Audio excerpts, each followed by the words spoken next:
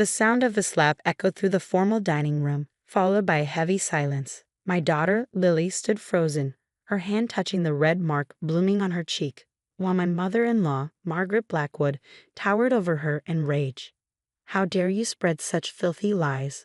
Margaret's voice shook with fury. At my own dinner table, around the massive mahogany table, other family members sat in shocked silence, their eyes darting between Margaret's furious face and the stack of photos Lily had dropped on the table. Photos clearly showing Margaret with Thomas Reynolds, her late husband's former business partner, in very compromising positions. "They're not lies, Grandma," Lily said quietly, her voice steady despite the trembling in her hands. "Dad found out everything before he died. About you and Uncle Thomas. About the money you both took." Margaret's perfectly manicured hand twitched, as if she wanted to slap Lily again. "Your father died in a tragic accident. These fabrications are just the desperate attention-seeking of a child. Whoa. Who found Dad's evidence files?" Lily interrupted, pulling out her phone. "The ones showing how you and Uncle Thomas were embezzling from the company for years. The ones Dad was going to take to the board the day his brake lines mysteriously failed." The crystal wine glass in Margaret's hand shattered, sending expensive burgundy across the white tablecloth like blood. "Richard," Margaret appealed to her other son, "surely you won't let this insolent child destroy our family's reputation with these bank statements." I finally spoke up, pulling out my own folder. "The offshore accounts, the fake charity foundations. James found it all, Margaret. Every dirty little secret." The color drained from Margaret's perfectly made-up face. "You have no proof." "Actually," Lily's voice grew stronger, "we have every proof. Dad made copies of everything, even recorded your last conversation with Uncle Thomas about the accident that needed to happen." Thomas Reynolds, sitting at Margaret's right hand as he had been since James's death 6 months ago, suddenly looked very pale. "This is preposterous. Margaret, we should." "Should what?" I asked quietly. "Run to the airport like you tried to do the night James died? The police have those security cameras too, Thomas." Around the table, the other family members began frantically checking their phones, no doubt seeing the breaking news about corruption allegations at the company's highest levels. "This is nothing but slander," Margaret declared, but her voice had lost its usual authority. "The board will never." "Already has," Lily cut in, sliding another document across the table. "Dad made sure of that before he died.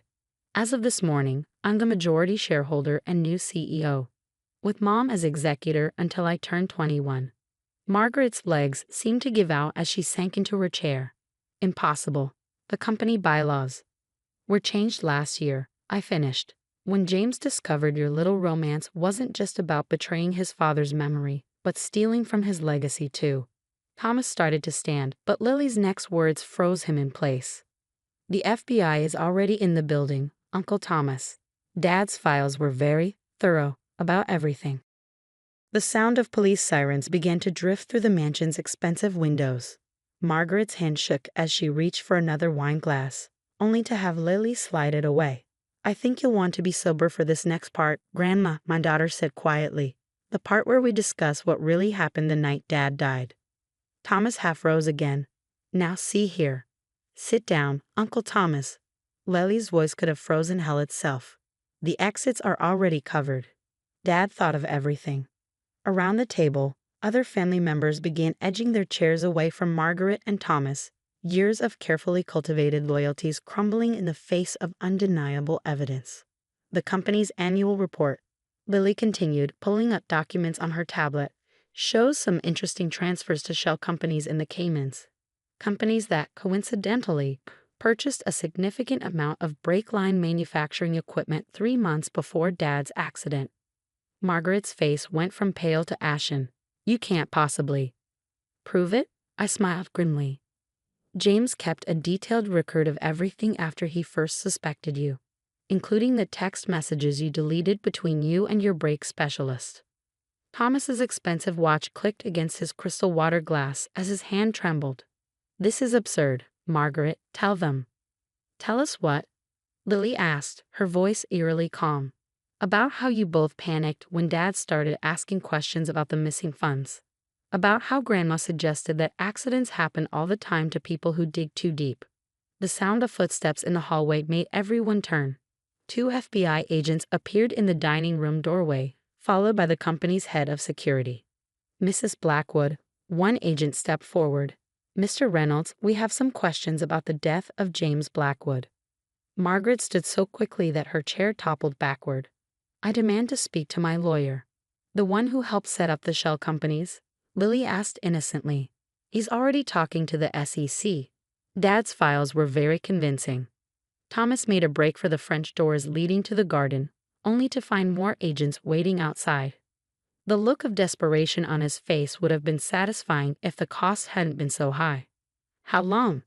I asked Margaret as the agents began reading their rights. How long were you stealing from your own husband's company, from your son's inheritance? You don't understand. Margaret's perfect composure finally cracked. The lifestyle we needed to maintain, the social obligations, were worth killing your own son. Lily's voice broke for the first time. Worth making your granddaughter an orphan.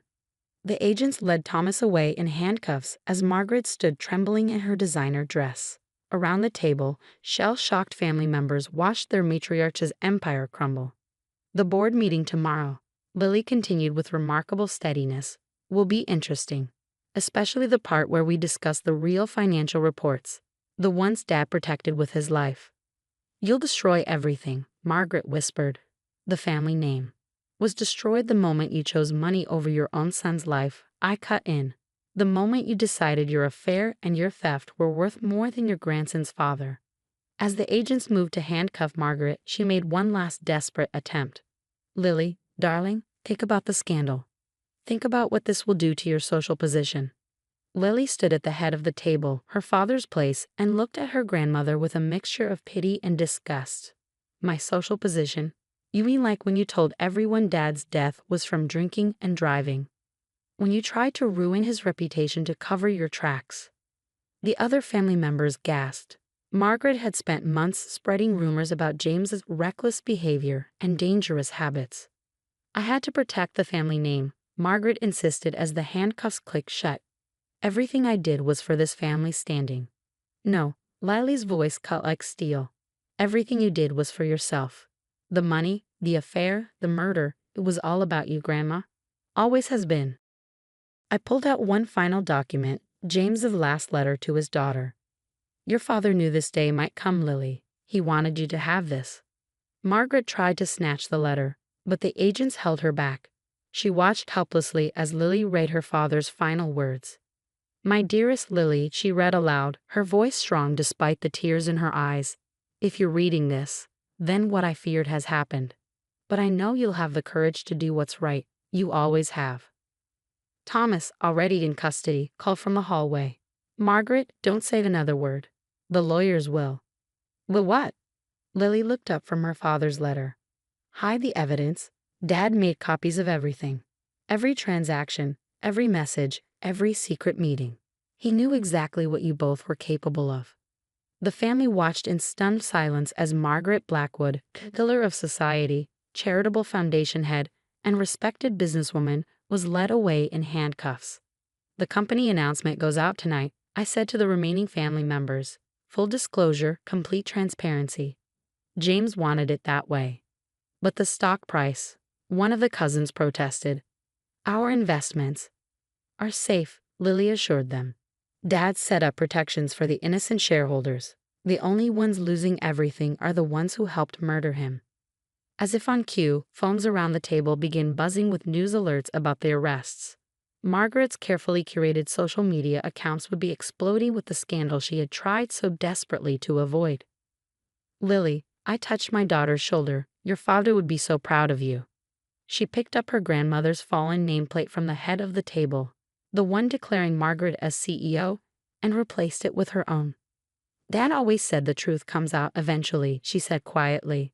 He just wanted to make sure it came out the right way. As we watched the police cars drive away with Margaret and Thomas, Lily turned to the stunned family members still seated at the dinner table. The company's first board meeting under new leadership is tomorrow at 9 a.m., she announced. We'll be discussing the new ethics policy. Attendance is mandatory. One by one, the family members nodded, understanding that the power structure they'd known their entire lives had just been irrevocably changed. "And Grandma's office?" someone asked hesitantly. Lily smiled slightly. "It is being converted into a memorial for Dad. Something to remind everyone that integrity matters more than image. After all, some lessons about truth and justice are best taught from the very office where the crimes were committed. And sometimes the most powerful revenge isn't in destroying an empire. It's in rebuilding it with the very values its corrupt leaders tried to destroy." I watched in horror as my mother-in-law, Diana Blackwood, dropped my son's carefully crafted birthday cake into the garbage bin. Around us, the other parents and children at Alex's 13th birthday party fell silent, watching the scene unfold in our kitchen. "Really, Sarah?" Diana's voice dripped with disdain. "Did you honestly expect me to let my grandson serve this amateur attempt at baking to his guests? What would people think?" Alex stood frozen by the kitchen island, still wearing the chef's apron his father had given him before passing away last year. He had spent hours perfecting that chocolate raspberry cake, using his dad's old recipe book as a guide. "I worked really hard on that, Grandma," he whispered, his voice trembling. "Dad taught me how." "Your father," Diana cut in sharply, "was a successful businessman who owned the most prestigious bakery empire in the country. He understood standards. This," she gestured at the trashed cake, "would destroy our reputation." If only she knew just how well James had understood both business and baking. About the secret lessons he had given Alex in our kitchen, teaching him the family recipes that built their empire.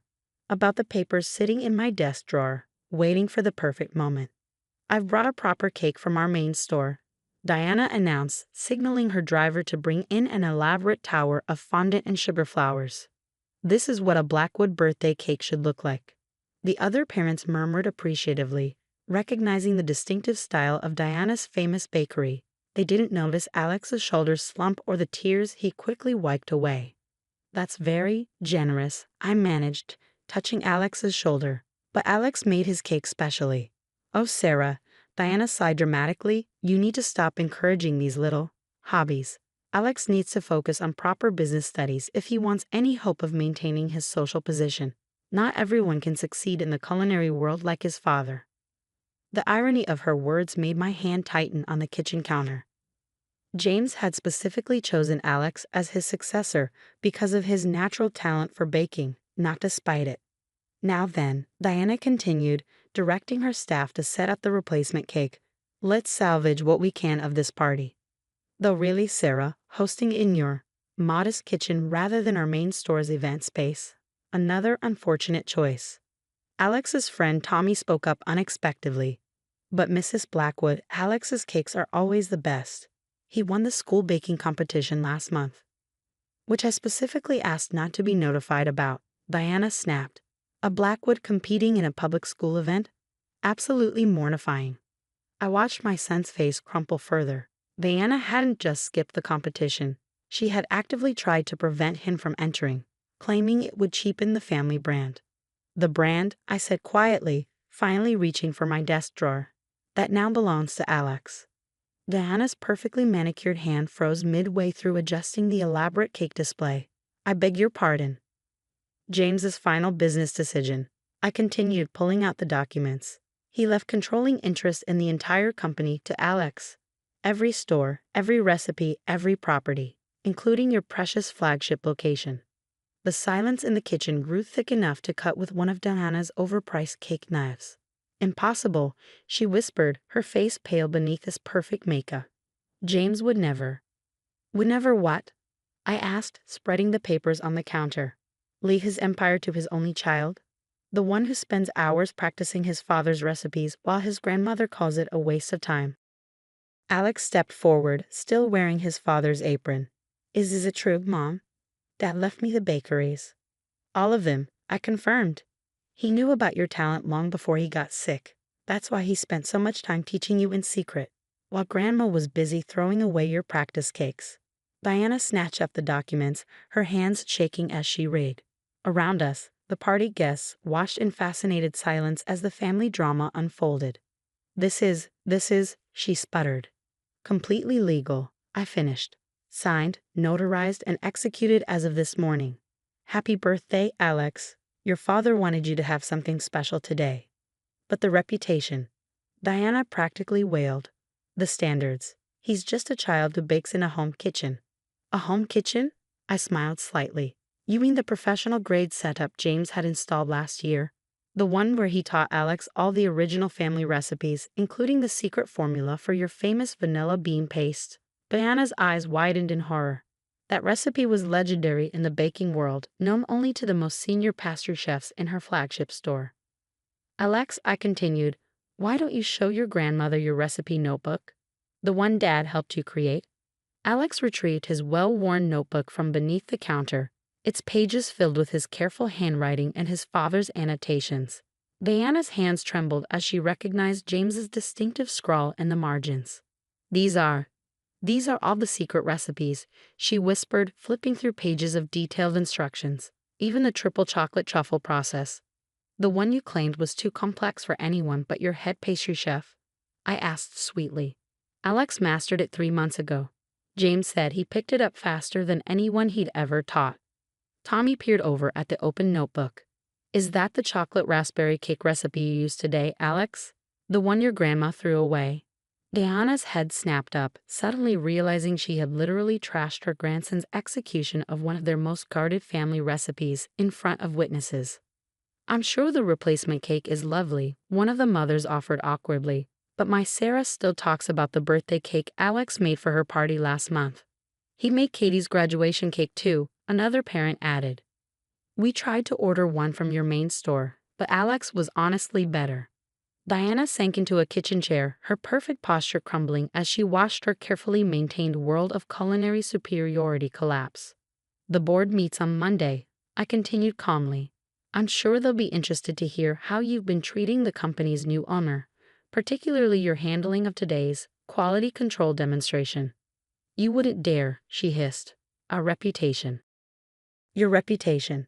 I picked up a piece of Alex's discarded cake from the trash. You mean the one you built by throwing away your grandson's work? By calling him talentless while he quietly mastered every recipe your father-in-law created? Alex stepped forward, still clutching his recipe book. Dad said the original store started in a home kitchen too, Grandma. Great-grandpa practiced for years before opening the first shop.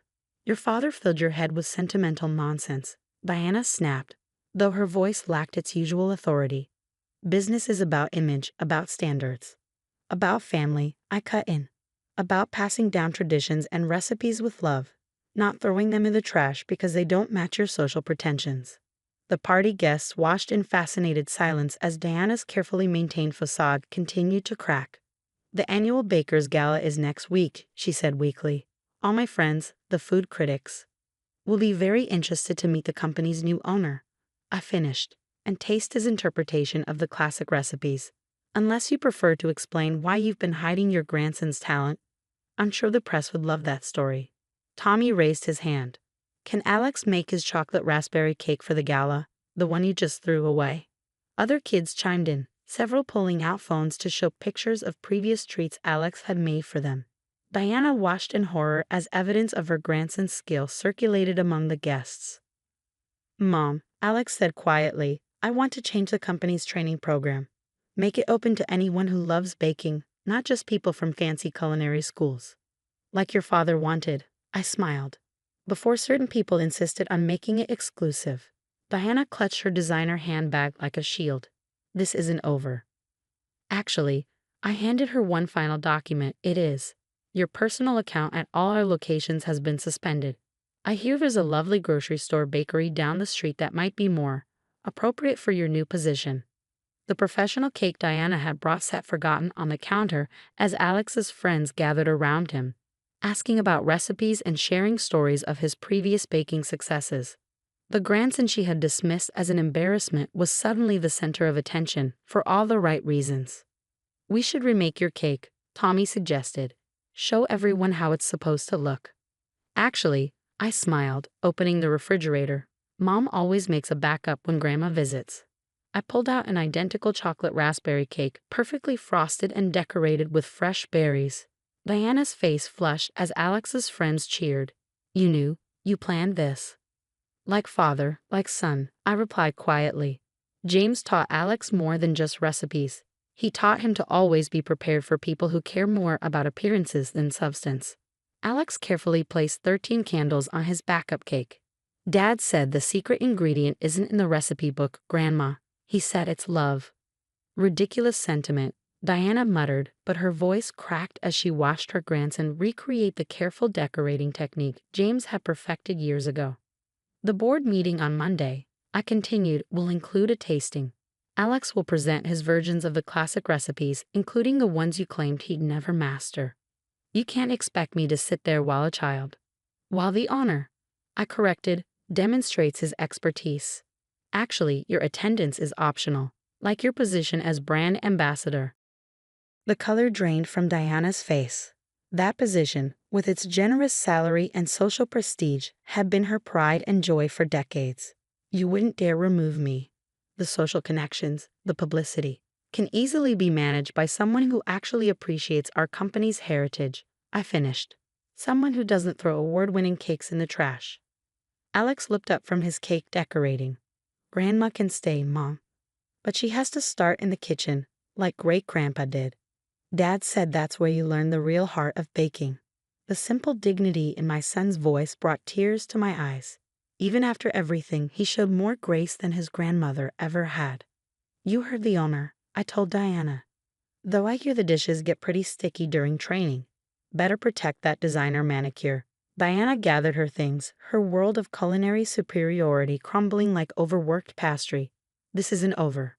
Actually it is, I said, handing her one final gift. Her father-in-law's original apron, worn and stained from years of loving use. Monday morning, 5 a.m. That's when kitchen training starts. Don't be late. As she walked out on shaking legs, Alex turned to his friends. Who wants to learn how to make Dad's special frosting?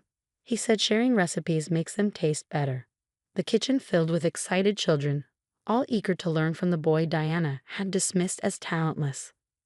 On a counter, her elaborate professional cake sat untouched while kids devoured slices of Alex's homemade creation. Hey Mom, Alex called, up to his elbows in buttercream, can we use the main store's kitchen for my next birthday?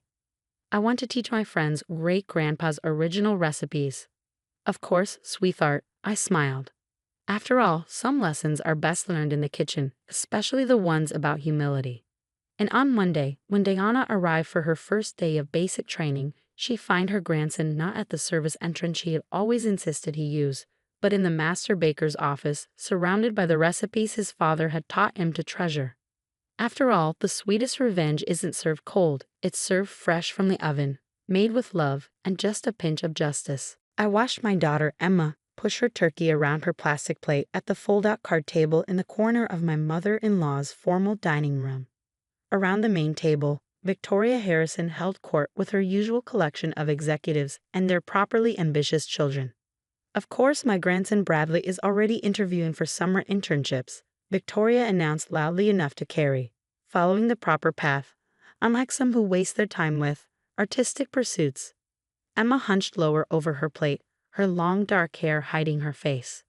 At 16, she was already an accomplished digital artist, her work gaining attention in online galleries. But to Victoria, anything that didn't involve a business degree and a corner office was beneath the family name.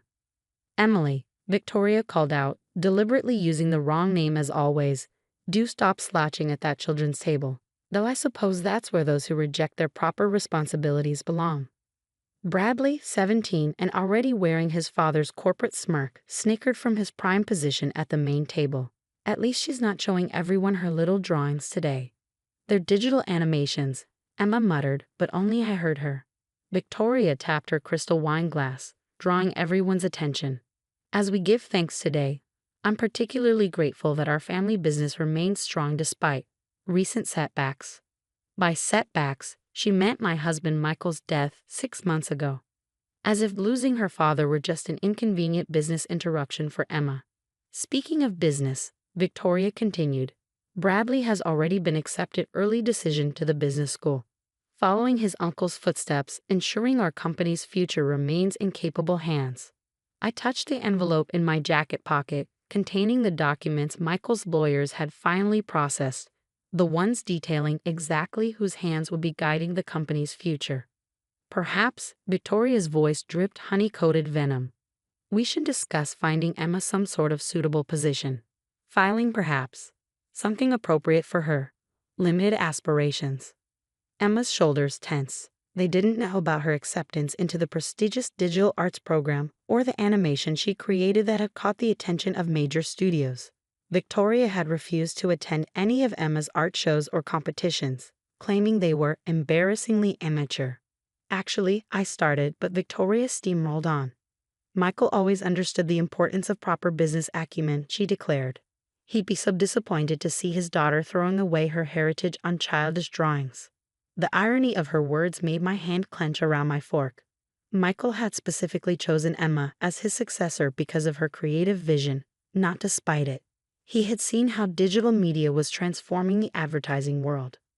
Dad loved my art, Emma said quietly, finally looking up. He said innovation comes from seeing things differently. Victoria's perfectly lined lips twisted. Your father was being kind, dear. He understood that some people simply aren't cut out for real business leadership. The executives around the table shifted uncomfortably, but none dared contradict Victoria. She had ruled the company's social hierarchy with an iron fist since her husband's death 15 years ago. Tell me, Bradley, Victoria turned to her grandson. How are your plans coming for modernizing our digital division? Bradley straightened his prep school tie. I've been studying the traditional methods, which are outdated, Emma interrupted, surprising everyone. The entire industry is shifting to immersive digital experiences and personalized content delivery. The silence that fell over the dining room was absolute. Did you actually speak out of turn? Victoria's voice could have frozen hell. From the children's table, no less. I decided it was time. Standing slowly, I withdrew the documents from my jacket. Emma, I said clearly, why don't you take your rightful seat, the one at the head of the table? Victoria's knife clattered against her fine china. What nonsense are you spouting? Michael's final business decision, I replied, spreading the papers between the crystal and silver. Emma is the new CEO, effective as of this morning. All voting shares and executive authority have been transferred to her, with me as advisor until she turns 21. The shocked silence that followed was broken only by Bradley's choked cough. Impossible, Victoria whispered, but her hands shook as she reached for the documents. Michael would never. Would never what? I asked quietly. Choose the daughter who inherited his creative vision. The one who understands where advertising is actually heading instead of clinging to outdated methods. Victoria's reading glasses trembled as she scanned the legal documents, her face growing paler with each paragraph. Around the table, the executives who had been so quick to laugh at Emma's childish drawings suddenly found their plates fascinating. This is, Victoria sputtered. Completely legal and binding, I finished. Every share, every vote, every executive decision now requires Emma's approval, including the budget for your redecorating projects, Victoria. Bradley's father, Richard, cleared his throat. Surely we can reach some arrangement. Bradley's been training for this position since he could walk. I raised an eyebrow. Tell me, has he created any successful advertising campaigns? Does he understand how modern consumers interact with digital media? He understands proper business protocols. Victoria snapped. Emma stood quietly, picking up her tablet from beside her plastic plate. Would you like to see the holiday campaign I designed, Grandma? The one Dad approved before he died. Without waiting for a response, she projected her work onto the dining room's wall. The executives gasped as a stunning digital animation filled the space, a campaign that seamlessly blended traditional values with cutting-edge technology. Michael signed off on this, one of the board members whispered. It's revolutionary. Of course he did, I smiled. He knew exactly who should lead the company into the future. While some people were forcing his daughter to eat turkey off paper plates, he was teaching her everything she needed to know. Victoria's hand clenched around her wine glass. The board meeting on Monday will be Emma's first official act as CEO, I cut in. I believe the first item on the agenda is reviewing all executive compensation packages, including certain unauthorized personal expenses. The color drained from Victoria's face. Those personal expenses, charged to the company for decades, would not stand up to serious scrutiny. You can't expect me to report to a child, she hissed. Emma calmly switched her presentation to another screen, this one showing analytics and market research. Actually, Grandma, I've been running our social media campaigns anonymously for the past year. The ones you called surprisingly effective last quarter. Bradley's fork clattered to his plate. That was you, but those campaigns increased engagement by 60%. 73%, Emma corrected quietly. Dad said talent doesn't need a corner office to prove its worth. Victoria stood abruptly, her chair scraping against imported marble. This is absurd. The social implications alone are exactly why Michael chose Emma, I interrupted. Because she understands that modern business isn't about social clubs and country club memberships. It's about connecting with people where they actually are. The other executives were already pulling out their phones, no doubt looking up Emma's digital portfolio. Their expressions shifted from skepticism to something approaching awe. The Silverlight campaign, one whispered. That was you. Emma nodded. Dad let me pitch it under a pseudonym. Said the work should speak for itself. That campaign doubled our market share in the under 30 demographic, Richard admitted reluctantly. We've been trying to figure out how to replicate its success. I have a whole portfolio of similar concepts, Emma offered, plus some new ideas about integrating augmented reality into our traditional media spaces. Victoria watched in barely concealed horror as her carefully cultivated power structure crumbled. The executives who had been laughing at Emma minutes ago were now crowding around her tablet, excitedly discussing her ideas.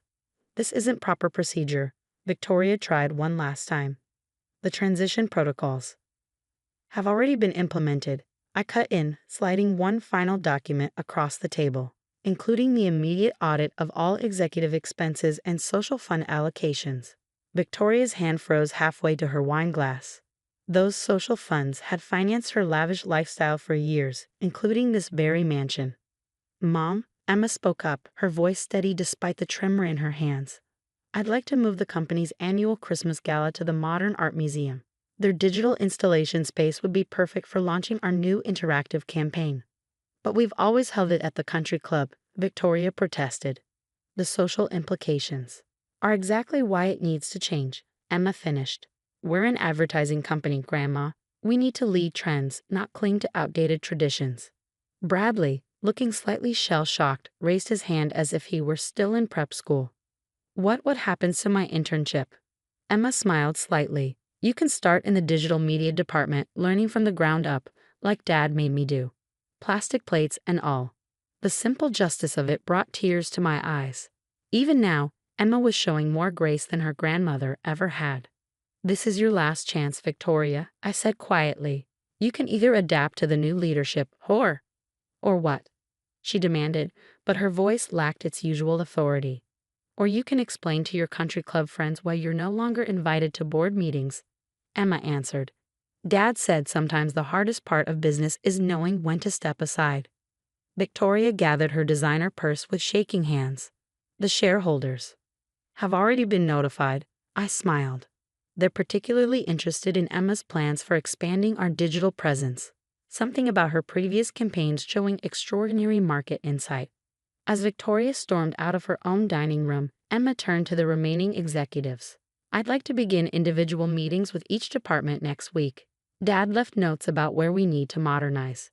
The transformation was remarkable. The same people who had relegated her to the children's table were now scheduling meetings, pulling up proposals on their phones, eager to impress their new CEO.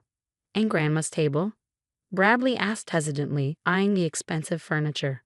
Emma ran her hand along the polished wood.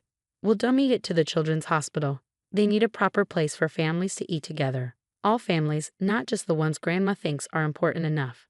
As the executives filed out, already calling their offices to prepare for Monday's changes, I watched my daughter stand at the head of the table her grandmother had forbidden her to approach. Ready for your first board meeting? I asked softly. Emma smiled, a hint of her father's confidence finally showing through. Dad always said the best revenge isn't in taking power, but in using it wisely, I finished. Though making Victoria eat at the children's table during the Christmas gala might be a nice touch of poetic justice. I watched through the garage window as my children, Ethan and Sophie, tried to balance their paper plates on makeshift cardboard box tables. The November wind whistled through the gaps under the garage door, making Sophie pull her thin sweater tighter around her shoulders. "Mom," Ethan whispered when I snuck out to check on them. "Why does Grandma Eleanor hate us?" My heart shattered as Sophie carefully cut her turkey with a plastic knife, trying not to spill anything on her best dress, the one she'd been so excited to wear to her first grown-up Thanksgiving dinner.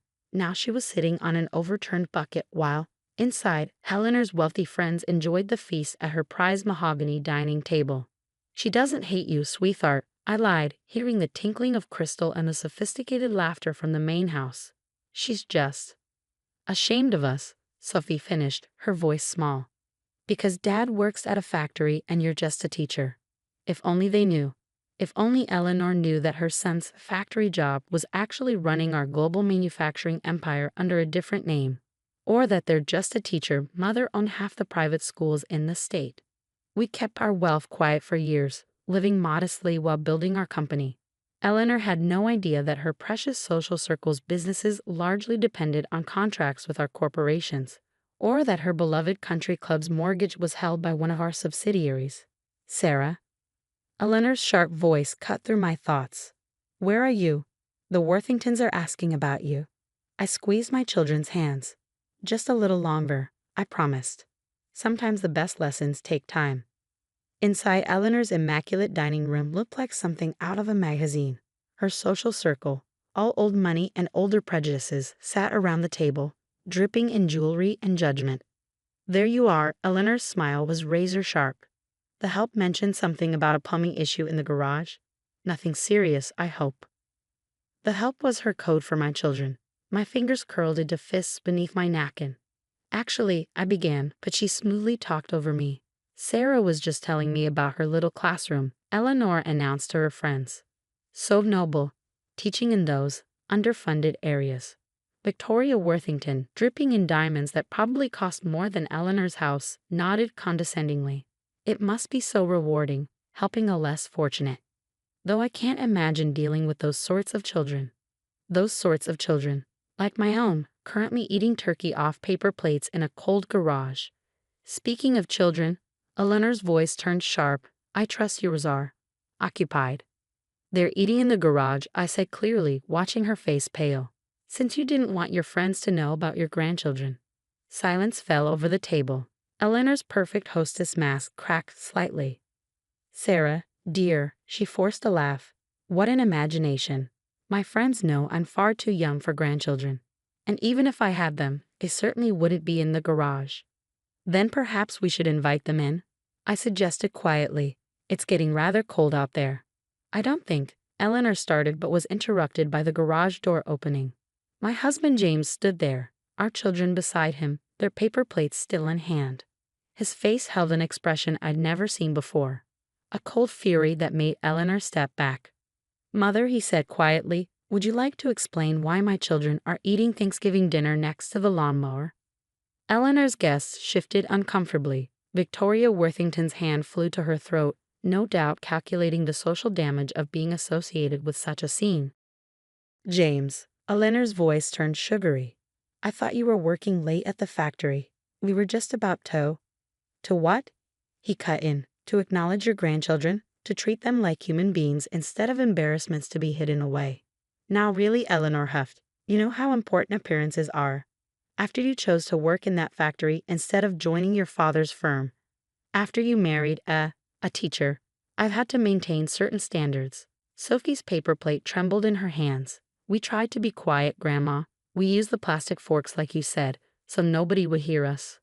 The look of horror on the guests' faces wasn't from learning Eleanor had grandchildren. It was from realizing she'd banished them to the garage like unwanted pets. I reached for my phone, nodding slightly to James. It was time. "Mother," James's voice was deadly quiet, "would you like to know what I was doing at the factory today?" Eleanor's perfectly lined lips trembled. "James, please, not in front of." "I was finalizing the purchase of your country club," he continued, "along with the private school your friends' grandchildren attend and most of the businesses they own." The silence was absolute. Even the classical music Eleanor had chosen as sophisticated background noise seemed to hold its breath. "That's impossible," Victoria whispered. "Those businesses are owned by Wellington Industries. Yes, I smiled, pulling up the contracts on my phone. They are. Would you like to meet the CEO of Wellington Industries, Eleanor? Though you might know her better as your just a teacher daughter-in-law. The crystal glasses on Eleanor's prized dining table trembled as Victoria Worthington pushed back her chair with a screech. Around the table, other guests began frantically checking their phones, no doubt seeing the breaking news about Wellington Industries' latest acquisitions.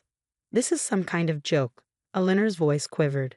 James works at the factory. Sarah teaches at that public school. Actually, James stepped forward, still holding Sophie's paper plate. I run our global manufacturing division. And Sarah's little classroom is where she researches educational methods for the private schools we own, including the one your friends paid so much to get their grandchildren into. Victoria's face had gone from shock to calculating. Eleanor, darling, you never told us your son was so accomplished. Because she didn't know, I said quietly. She was too busy hiding her grandchildren in garages and making them use plastic forks to avoid embarrassing her in front of her real friends.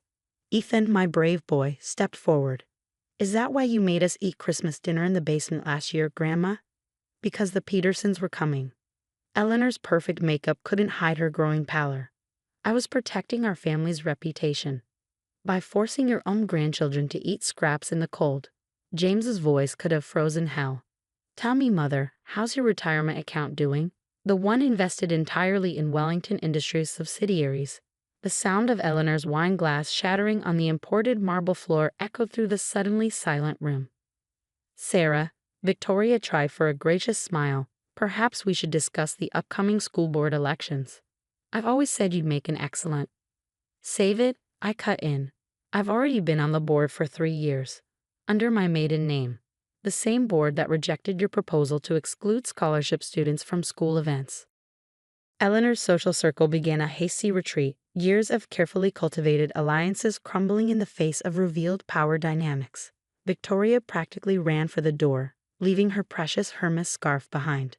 The garage is quite cold this time of year, isn't it? I mused, watching Eleanor sink into her expensive dining chair. Perfect place to store wine or hide grandchildren you're ashamed of. I never meant. Eleanor's voice cracked. The social expectations were more important than your own blood. James finished. Then watching your grandchildren eat turkey off paper plates while you serve caviar to people who wouldn't spit on you if you lost your status. Sophie, my sweet Sophie, tugged at my sleeve. Mom, can we go home? I'm still hungry. Of course, sweetheart, I smiled. Though first I think it's time we showed Grandma Eleanor exactly what her social status is worth now. I pulled up another document on my phone, the deed to Eleanor's precious mansion. You see, Eleanor, when you forced the children to eat in the garage last Christmas, I began buying up your debt. Your mortgage, your car loans, your credit cards. It's amazing what people will sell when Wellington Industries comes calling. You can't. Eleanor's perfectly manicured hands trembled. This house has been in the family for generations. Yes, James agreed. And now it belongs to your grandchildren, the ones you made eat off cardboard boxes. The children's eyes widened as understanding dawned. You mean? Ethan started. The garage is yours to do whatever you want with, I confirmed. Though personally, I think it would make an excellent playroom. Much better than storing unwanted grandchildren. Don't you think, Eleanor? Eleanor sat amid the ruins of her Thanksgiving feast, watching as her carefully constructed social world crumbled. Around her, expensive plates still held half-eaten meals abandoned by her fleeing friends. The children's rooms will be upstairs, I announced, scrolling through renovation plans on my phone. Where you currently keep your special occasion china, the china you wouldn't let them touch because their hands were too common. But where will I go? Eleanor whispered, her voice small for the first time in our 12 years of knowing each other. The garage has plenty of space, James replied coldly, though you might want to invest in better heating. Those cardboard box tables don't provide much warmth. Sophie, ever compassionate despite everything, stepped forward. We can share, Grandma, like you should have shared with us. The simple kindness in my daughter's voice seemed to break something in Eleanor. Tears began tracking through her perfect makeup. I just wanted to maintain our family's position, she sobbed. Our status. Status? I picked up one of the paper plates my children had been using. Was it worth making your grandchildren eat like servants? worth missing every school play, every science fair, every moment that actually mattered. The Worthington's support was crucial For what? James interrupted. For pretending to be something you're not. Victoria Worthington is probably calling her lawyers right now, terrified we'll pull her family's contracts with Wellington Industries. As if on cue, Eleanor's phone began buzzing with messages from her social circle, no doubt trying to salvage their connections to the newly revealed power players in their midst. The renovation starts tomorrow, I stated firmly. The children's wing will include a library, study rooms, and a proper dining room where everyone eats together, using whatever utensils they choose. Ethan looked up from his paper plate. Can we have a science lab too? Like the one at school? Of course, James smiled. Right where Grandma's social club used to meet. Eleanor's face crumpled as another piece of her world slipped away. You have two choices, I continued. You can stay in the garage and learn what it feels like to be treated as less than family, or you can leave and explain to your precious social circle why you no longer have access to the Wellington Industries connections they so desperately need. You're enjoying this, she accused weakly. Actually, I corrected, I'm teaching you what you should have learned years ago. That family is about love, not social status. That grandchildren are blessings, not embarrassments to be hidden away. Sophie, still holding her plastic fork, approached her grandmother. We would have loved you anyway, Grandma, even without the fancy house and important friends. Those simple words seemed to hit Eleanor harder than any revelation about money or power. As we left her sitting among the scattered remains of her Thanksgiving feast, I heard her soft sobs echo through the empty dining room. Tomorrow, contractors would begin transforming her shrine to social status into a home where children could laugh, play, and eat at proper tables. Mom, Ethan asked as we headed home, will Grandma really have to eat in the garage? That's up to her, I replied. Sometimes people need to experience what they've done to others before they can truly change. James squeezed my hand. And sometimes the best revenge isn't in causing pain, but in teaching empathy, I finished. Even if the lesson has to be learned in a cold garage with paper plates and plastic forks. As we drove away, I caught one last glimpse of Eleanor through the window, alone in her perfect dining room, finally understanding that true worth isn't measured in china patterns or social connections, but in the love we give to those who matter most. I watched through the kitchen door as my son Tommy scraped leftover food from his cousin's plates, his small hands red from the hot water. Around the dining table, my late husband's family continued their weekly Sunday dinner as if they didn't notice the child laboring in the kitchen. Faster, boy, my mother-in-law, Patricia, barked from her seat at the head of the table. Your cousins want their dessert plates, and heaven knows you need the practice for your future career. Tommy's cousins, Blake and Madison, smirked as they deliberately dropped their spoons on the floor, creating more work for him. At 13 and 12, they'd already mastered their grandmother's cruel streak. He's doing the best he can, I said quietly, stepping into the dining room. He hasn't even had his own dinner yet. Patricia's perfectly lined lips curled into a sneer. Well, Rachel, perhaps if you'd managed to hold onto my son instead of driving him to work himself to death, Tommy wouldn't need to learn valuable life skills.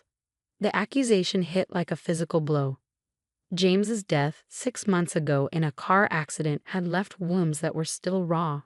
But Patricia's version of events, that my common background had somehow pushed into work excessive hours, was a special kind of cruel. If only she knew the truth about those long hours, about the empire James had built, the restaurants he'd acquired, including her precious Le Mason, the 5-star establishment she bragged about having family connections to. Speaking of valuable skills, my sister-in-law Margaret chimed in, watching Tommy struggle with a particularly stubborn pot. Have you found work yet, Rachel? Now that James's modest insurance has surely run out. I thought about the documents in my bag, the ones James's lawyers had finally finished processing, about the trust fund that would ensure Tommy's future, and the ownership papers to every restaurant in the family chain, including the one we were sitting in. I'm managing, I replied simply, watching Patricia's jaw clench at my lack of desperation. Well, Patricia announced loudly, I suppose we could find Tommy some regular work here in the kitchen. Start him young, since he clearly won't be following the family's academic tradition. Tommy's shoulders hunched as he scrubbed harder, trying to hide his tears. They didn't know about his perfect grades, his gifted program acceptance, or the junior chef competition he'd won last month. Patricia had refused to attend any school events since James's death, claiming they were beneath her station. Actually, I started, but was cut off by the arrival of Patricia's prize chef, Marcel. Madame Patricia. He bowed slightly. The special dessert you requested. Yes, yes, she waved him away. Just make sure the boy cleans everything properly. Can't have him thinking he deserves special treatment just because of circumstances. By circumstances, she meant James's death, as if losing his father was some sort of calculated inconvenience to her social standing. Tommy, Marcel called kindly, come help me plate the desserts. At least someone in this restaurant showed my son kindness. Marcel had been teaching Tommy basic cooking techniques during these forced kitchen sessions, turning punishment into secret lessons. He needs to finish the dishes first, Patricia snapped. Standards must be maintained. Blake deliberately knocked over his water glass, smirking as it shattered on the expensive tiles. Oops. Better clean that up too, cousin. I watched my son move to clean the broken glass, his small hands trembling, and something inside me snapped. Tommy, I said clearly, put down the broom. Now. Patricia's eyes narrowed. Rachel, you forget your place. In this restaurant, I cut in, finally pulling the documents from my bag. My son is not the help. In fact, as of this morning, he's your employer. The silence that fell over the dining room was absolute. Even Marcel, who'd been heading back to the kitchen, froze mid-step. What nonsense are you spouting? Margaret demanded, but her voice held a note of uncertainty. I spread the papers on the table, right next to Patricia's crystal wine glass. James's final gift to his son. Full ownership of the entire restaurant group, including this establishment, to be held in trust until Tommy's 21st birthday, with me as executor. Patricia's face went from porcelain white to mottled red. Impossible. James would never. Would never what? I asked quietly. Leave his empire to his only child? The one you've been treating like a servant? Did you really think all those late nights were just about running your precious La Maison? Tommy stood in the middle of the broken glass, water soaking his shoes, as his grandmother's perfectly constructed world began to crumble. Marcel, I called, not taking my eyes off Patricia. Please bring my son's dinner. At the table. On our best china. Patricia's hands shook as she reached for the legal documents, her expensive rings catching the light. Her eyes darted across the papers, growing wider with each paragraph. This is, she sputtered. Complete and legally binding, I finished. Every restaurant in the group. Every property. Every contract. All in Tommy's name with me as executor until he's of age. Marcel, bless him, was already setting a place at the main table for Tommy, using the special china Patricia reserved for important guests, the same china she'd forbidden Tommy to touch, claiming his common hands might break it. But what about us? Blake whined, watching his cousin being seated at the table. Mom, we're supposed to inherit the family business.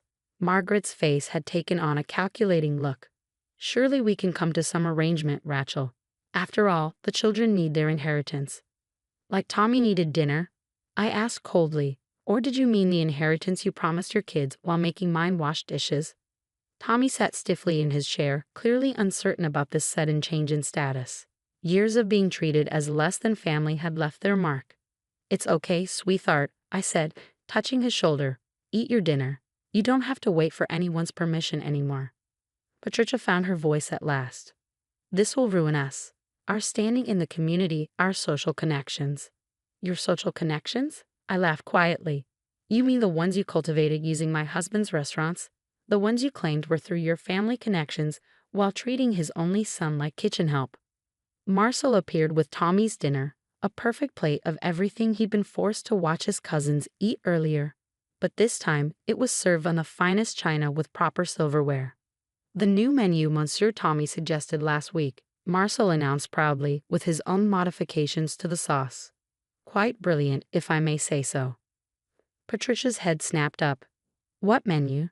What modifications? The ones he's been working on with me during his kitchen duties, Marcel smiled. The boy has quite a talent, like his father. Blake and Madison watched in shocked silence as their cousin, the one they tormented all evening, was served like royalty. This can't be happening, Margaret muttered, frantically texting someone, probably her lawyer. James wouldn't do this to his own family. His family? I stood slowly. You mean the family that made his son scrub pots while they ate? That forced him to clean up their deliberately made messes? That told him he'd never be more than a dishwasher? Tommy took a small bite of his food, then looked at Marcel with shining eyes. It's perfect, just like Dad used to make. Of course it is, Marcel beamed. You remembered his secret ingredient. Patricia's wineglass crashed to the floor as the full impact of what she lost hit her. Not just the restaurants, but the grandson who'd inherited his father's gift, the one she'd been too blind to see.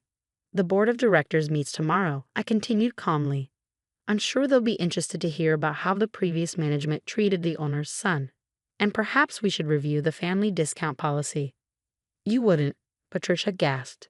This restaurant has been our social center for decades. Like the kitchen has been Tommy's prison. I picked up a piece of the expensive china they'd never let him use. Amazing how quickly things can change, isn't it? Margaret stood abruptly. Children, we're leaving. Rachel, you'll be hearing from our lawyers. I look forward to it, I smiled. I'm sure they'll be very interested in the security footage of how you've treated Tommy these past 6 months. Not to mention the financial records James kept about your personal expenses charged to the restaurant. The color drained from both women's faces. They'd never questioned where James had installed the security cameras, including the ones in the kitchen. Marcel, I called softly, please have security escort Ms. Margaret and her children out, and call the valet for Patricia. I believe her family parking privileges have just expired. Tommy watched in stunned silence as his cousins were led away, their usual smugness replaced by shocked disbelief.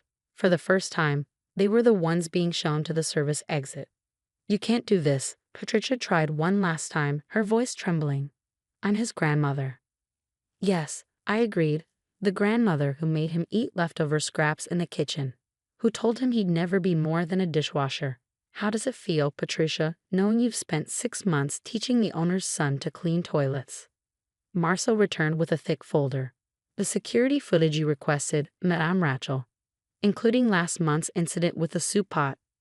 Patricia flinched, remembering how she'd made Tommy clean a scalding pot without gloves because he'd been too slow with the dinner service. Mom, Tommy spoke up finally, his voice small but steady. Did Dad know? About how they treated us? Yes, sweetheart. I touched his shoulder. That's why he arranged all this. He wanted to make sure they could never hurt you again. But why didn't he stop them before? Because, Marcel answered gently, your father wanted them to show their true nature, so there would be no doubt when the time came for change. Patricia sank into her chair, her perfect posture finally breaking. The annual charity gala next week. All my friends will be very interested to learn who really owns their favorite restaurant, I finished, and how they've been treating him. Imagine their reaction when they discover their generous hostess made the owner's son wash their dirty plates. Tommy straightened in his chair, something of his father's strength showing in his face. I want to change the kitchen rules, Mom. No more making kids work there as punishment. Of course, I smiled. It's your restaurant now. And Grandma? He looked at Patricia, who seemed to have aged years in minutes. She can still come to dinner, but she has to use the regular plates, like everyone else. The simple dignity in my son's voice brought tears to my eyes. Even after everything, he showed more class than his grandmother ever had. You heard the owner, I told Patricia. Though perhaps you'd be more comfortable eating in the kitchen. I hear the cardboard boxes make excellent tables. Patricia gathered her designer purse with trembling hands, her world of social superiority crumbling around her. This isn't over. Actually, it is. I handed her one final document. Your personal account at the restaurant, it's been closed.